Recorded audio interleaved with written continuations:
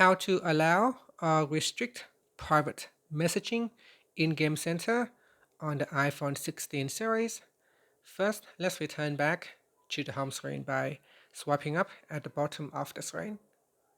Now from the home screen, tap on Settings.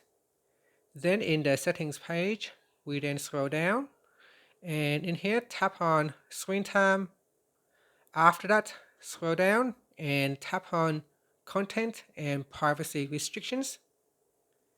Next, we tap on App Store, Media, Web, and Games.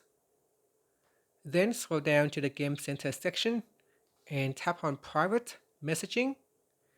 In here, you can choose to allow or restrict private messaging by selecting Don't Allow. Now when asked for a screen time passcode, enter the passcode, and that's it.